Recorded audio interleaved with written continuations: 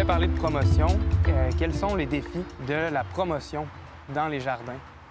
Bien, le défi se situe à deux niveaux. Faire connaître les jardins collectifs en général, puis d'une autre part, de rejoindre des groupes de personnes particuliers. Ça peut être des populations vulnérables ou des personnes en insécurité alimentaire, en immigration. Ça serait quoi la première étape pour rendre ces communications accessibles? Il y a un principe qui s'appelle la communication simplifiée. Il y a une liste de vérifications qu'on devrait toujours se poser quand on fait une communication. Donc, s'assurer que nos phrases ne sont pas trop longues, un seul verbe par phrase. En suivant cette liste de vérifications-là, on s'assure que notre message peut être compris par le plus grand nombre de personnes possible. Dans le guide, il y a aussi une question qui est celle de la disponibilité. Puis, si je comprends bien, ça serait pas la même chose que l'accessibilité de l'information. Bien, c'est ça. Moi, j'ai écrit la phrase « disponibilité n'égale pas accessibilité » parce que c'est bon de se rappeler que c'est pas parce qu'on a produit un document ou une publicité qu'elle se retrouve sur Facebook ou sur notre site Internet qu'elle est accessible. C'est vraiment un élément important à se rappeler. Puis, il y a des trucs là, pour s'assurer que notre communication, elle est accessible. On a tendance maintenant à faire nos communications à peu près juste sur Facebook ou sur les sites Internet, alors que ça vaudrait la peine d'utiliser encore la radio, les médias papier, les flyers, même la communication de personne en personne.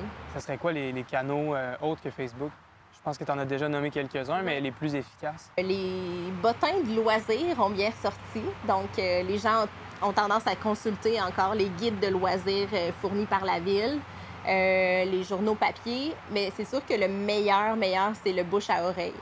Donc, si c'est possible pour les jardins d'aller directement dans des activités, faire la promotion de leur jardin, c'est eux qui vont être les meilleurs vendeurs, si on peut dire, pour expliquer comment ça se passe dans le jardin, répondre à toutes les questions.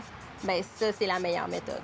Est-ce qu'il y a des trucs plus précis pour rejoindre des groupes de population variés ou, disons, marginalisés? Oui.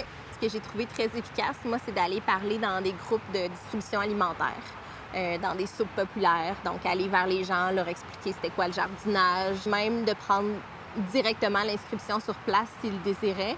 Parce qu'après, même si on leur dit « Ah oui, allez sur tel site Internet pour vous inscrire », bien ça peut être déjà l'étape de trop. Et si tu avais un dernier conseil à donner aux futurs employés des jardins collectifs, qu'est-ce que tu dirais? Bien, on a remarqué que la constance était vraiment un allié, si on peut dire. Si je vais rencontrer un groupe de personnes, je leur fais la promotion du jardin, je leur explique pourquoi moi j'aime ça y aller et qu'ils me retrouvent quand ils vont au jardin, bien là, déjà, il va y avoir un sentiment d'appartenance, de je connais quelqu'un, ça peut être rassurant. Et dans la capsule, on a survolé la thématique de la promotion, mais évidemment, dans le guide, tout est là en détail. Vous pouvez le retrouver en ligne sur le site de Craig Bitume et il y a des versions papier disponibles aussi. En contactant Craig Bitume, vous aurez les informations.